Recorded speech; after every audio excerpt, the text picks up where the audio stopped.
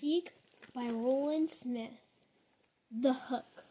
I was only 2/3 up the wall when the slate started to freeze onto the black terracotta. My fingers were numb. My nose was running. I didn't have a free hand to wipe my nose or enough rope to wrap around 500 feet to the ground. I had planned everything out so carefully, except for the weather. And now it was uh-oh time. A gust of wind tried to peel me off the wall. I dug my fingers into the seam and hugged the terracotta until it passed. I should have waited until June to make the ascent, but no moron has to go up in March. Why? Because everything was ready, and I have a problem with waiting.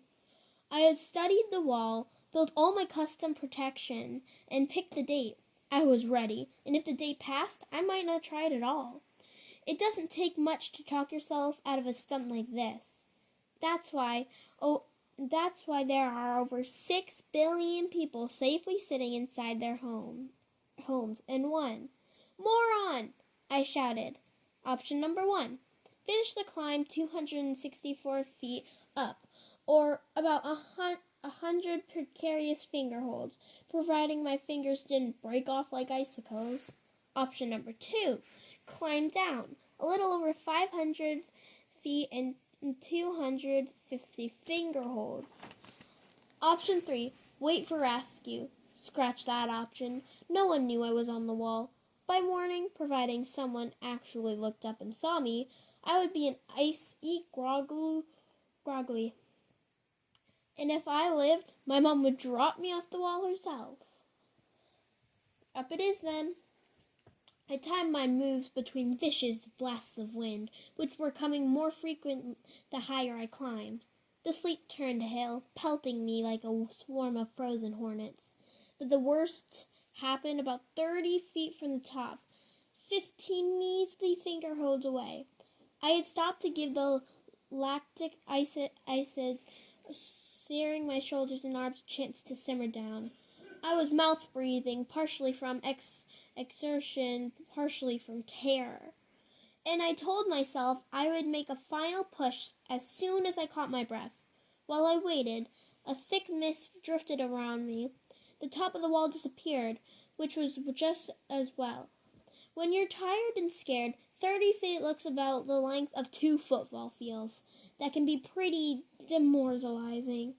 Scaling a wall happens 1 foothold and 1 handhold at a time. Thinking beyond that can weaken your resolve. It's your will that gets you to the top as much as your muscles and climbing skills. Finally, I started breathing through my runny nose again. Kind of snorting, really, but I was able to close my mouth every other breath. This is it, I told myself. 15 more handholds and I've topped it. I reached up the next seam and encountered a little snag. Well, a big snag. My right ear and cheek were frozen to the wall. To reach the top, you must have resolve, muscle, skill, and a face. Mine was anchored to the wall like a bolt, and a portion of it stayed there when I gathered enough resolve to tear it loose. Now I was mad, which was exactly what I needed to finish the climb. Cursing with every vertical lunge, I stopped about 4 feet below the edge, tempted to tag this monster with the blood running from my neck. But instead, I took the mountain stencil out of my backpack. Cheating, I know, but you have to have 2 free hands to do a free hand. I slapped it onto the wall and filled it with my blue spray paint. This was when the helicopter came up behind me and nearly blew me off the wall. You are under arrest, an amplified voice shouted above the defending rotors. I looked down. Most of the mist had been swirled away by the chopper's rotors. And for the first time in an hour, I could see the busy streets 800 feet below the skyscraper.